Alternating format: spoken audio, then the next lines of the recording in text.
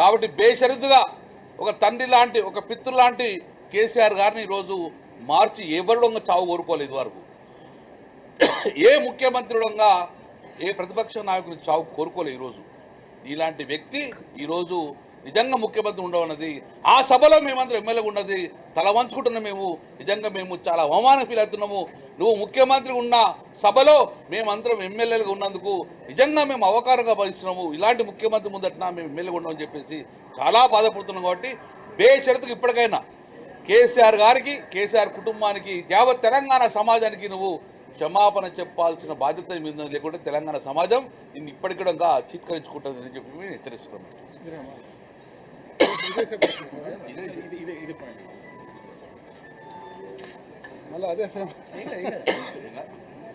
ఈరోజు నిన్న ముఖ్యమంత్రి గారు చేసిన వ్యాఖ్యలు, మాజీ ముఖ్యమంత్రి మీద కేసీఆర్ గారు చేసిన వ్యాఖ్యల్ని ముక్త కంఠంతో తీవ్రంగా ఖండిస్తున్నాము. ఇప్పుడే మిత్రులు చెప్పినట్టు నిజంగా శాసనసభలో మేము, మా ముఖ్యమంత్రి గారు ఉన్న శాసనసభలో మేము శాసనసభ్యులుగా ఉండడము అవమానకరంగా భావిస్తున్నాం. ఎందుకంటే ఈ శాసనసభలో ముఖ్యమంత్రి గారు వాడిన భాష, గత ఒక సంవత్సరం 14 నెలలుగా వాడిన భాషని అనేక సందర్భాలను ఉటంకిస్తూ మీ ముందర పెట్టదలుచుకున్నాను.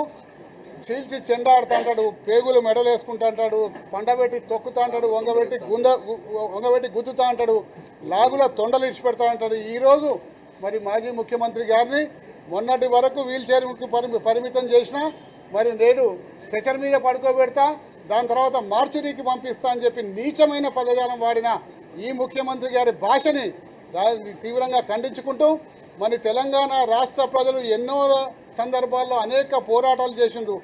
ఏ పోరాటాల్లో కూడా ఆ పోరాటానికి నాయకత్వం వహించిన నాయకులు ఇటువంటి నీచమైన భాష వాడలేదు.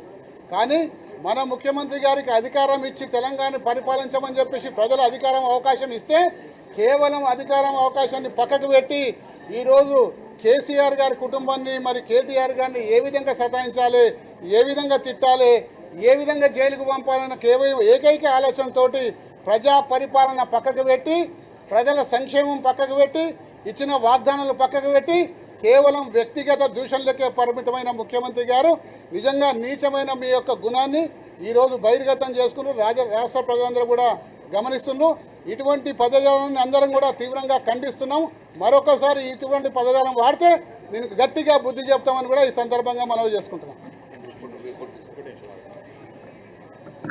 ముఖ్యమంత్రి గారి రేవంత్ రెడ్డి గారి యొక్క భాష మొదటి నుండి కూడా ఇదే రకంగా మరి రాష్ట్ర ప్రజానీకాన్ని అవమానించే పరంగా, రాష్ట్ర ఖ్యాతిని మరి దిగజార్చే విధంగా ముఖ్యమంత్రి గారి యొక్క వ్యవహారశీలి, వారి యొక్క భాష తీరు స్పష్టంగా కనపడుతూ ఉంది. ఇంతటి సంస్కారహీనుడైన ముఖ్యమంత్రిని ఈ యొక్క 2 తెలుగు రాష్ట్రాల చరిత్రలో, గతంలో ఉమ్మడి రాష్ట్రం ఉన్నప్పుడు కూడా ఈ యొక్క తెలుగు రాష్ట్రాల చరిత్రలో ఎప్పుడు కూడా కనీవిని రీతిలో సంస్కారహీనుడైన ముఖ్యమంత్రిని మరి ఇప్పుడే చూస్తోంది సమాజం అంతా కూడా. ఇంత దుర్భుషలాట, మరి వారి యొక్క పరిపాలన యొక్క వైఫల్యాలని కప్పిపుచ్చుకోవడానికి, వారి యొక్క అసమర్థతని కప్పిపుచ్చుకోవడానికి, వారి చేతగానితనాన్ని కప్పిపుచ్చుకోవడానికి ఈ రకమైన భాష వాడుతూ మరి ప్రజలకి ఏ రకమైన సంకేతం ఇస్తున్నాం మనం స్పష్టంగా వస్తూ ఉన్నాం. వారి యొక్క అసమర్థత ఎలాంటిదంటే, ఇప్పటికి 15 నెలలు 16 నెలలు కావస్తా ఉన్నా 6 మంత్రులని చేసుకోలేకపోతా ఉన్నాడు. వారు ఇంకా ఓపెన్ బాహాటంగా ఏమంటారు, నన్ను పని చేయనిట్లేదు అంటారు. ఎవరైనా ముఖ్యమంత్రి చరిత్రలో ముఖ్యమంత్రి ఎవరైనా పని చేయనిట్లేదని చెప్తారా ఎవరన్నా? అంటే వారికి అసమర్థత, దాని చేతగానితనం మనకు రాదు, ఈ పరిపాలన చేయలేడని చెప్పి ఆయన మాటలే చెప్పకనే చెప్తా ఉన్నాడు. వారు ఎంత ఘోరమైనటువంటి మాటలంటే, ఇటు చావును కోరుకుంటా ఉంటాడు, అటు దేవుళ్ళ మీద ఒట్టు తింటా ఉంటాడు.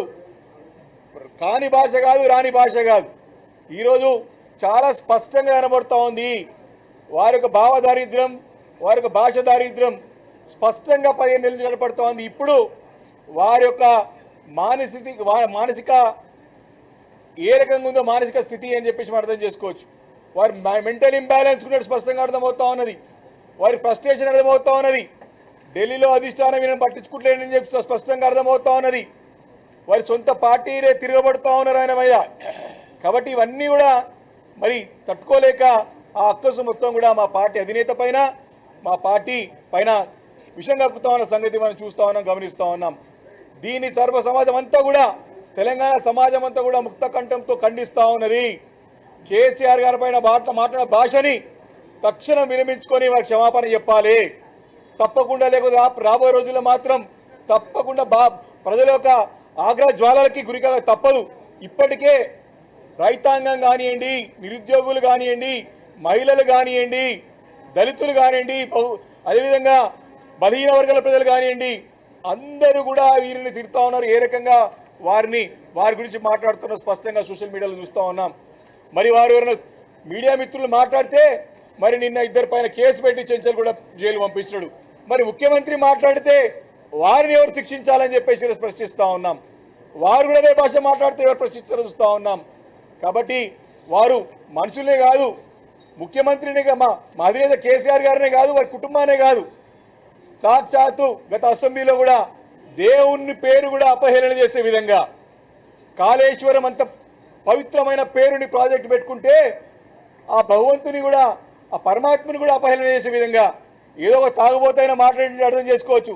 ముఖ్యమంత్రి గారు కూడా కాళేశ్వరం పట్టుకొని కూలేశ్వరం అని చెప్పిన సంగతి ఈరోజు గుర్తు చేస్తూ ఉన్నాం. అంటే వారి అహంకారం నెత్తికెక్కినది, కళ్ళు నెత్తికెక్కినాయి, మదంతో మాట్లాడుతూ ఉన్నారు. తప్పకుండా చూస్తూ ఉన్నాం. దేవుణ్ణి కూడా, దేవుని పైన ప్రమాణం తినడే కాకుండా దేవుని పేరు కూడా వాడి మరి కాళేశ్వరం అనే ఒక పవిత్రమైనటువంటి అందరూ కూడా పూజించుకునేటువంటి పరమాత్మని యొక్క పేరుని కూడా కూలేశ్వరం కానీ ఆ రోజు ఇదే సభలో ముఖ్యమంత్రి గారు మాట్లాడిన సంగతిని గుర్తు చేస్తానంటే వారి అధికార మదంతో మాట్లాడుతూ ఉన్నారు. తప్పకుండా రాబోయే రోజుల్లో గురిపడడం తప్పదు. వారింకా నిజంగా కూడా మీ సిగ్గుగా గవర్నర్ గారితో ఏం మాట్లాడిపిస్తున్నారు? గవర్నర్ గారితో ఈయన యంగ్ అండ్ డైనామిక్ ముఖ్యమంత్రి అంట, యంగ్ అండ్ డైనమిజం అంట. ఇక్కడ ముసలిని అయిపోయి తాత అయిన ఆయన డైనమిజం ఏం డైనమిజమే? Corruption dynamism. ఎన్ని ఎగ్గొట్టిండు ఆయన? రైతులకి ప్రజలకు ఎగ్గొట్టిండు, మహిళలకు ఎగ్గొట్టిండు, బంగారం పెడతా అని చెప్పిండు, పోయి 2 లక్షలు రుణమాఫీ తెచ్చుకోమని చెప్పిండు. అందరు 2500 మహిళలకి ఇవ్వలేదు. అన్ని మోసాలే. దాంట్లో డైనమిజం వినా, ఎగ్గొట్టంలో డైనమిజం, కరప్షన్ చేయడం దాని డైనమిజం. కాబట్టి ఇవన్నీ ప్రజలు గమనిస్తూ ఉన్నారు. గవర్నర్ ప్రసంగంలో కూడా అన్ని పచ్చబద్దలు మాడిపించినాడు. ఇదొక ఉదాహరణ మాత్రమే. కాబట్టి నిన్న కేసీఆర్ గారి పట్ల మాట్లాడిన భాషని మా మనసులంతా కూడా కలిసివేసింది. మేము చాలా అంటే చాలా తీవ్రంగా మేము బాధపడుతూ ఉన్నాం. ఇలాంటి ముఖ్యమంత్రి కింద మేము ఎమ్మెల్యేలు ఉన్నందుకు సిగ్గుపడుతూ ఉన్నాం. తక్షణం వారు విరమించుకొని ఈ యొక్క సభని ఆ పదవి గౌరవం కాపాడాలని చెప్పేసి కూడా బీఆర్ఎస్ పార్టీ హెచ్చరిస్తూ ఉంది.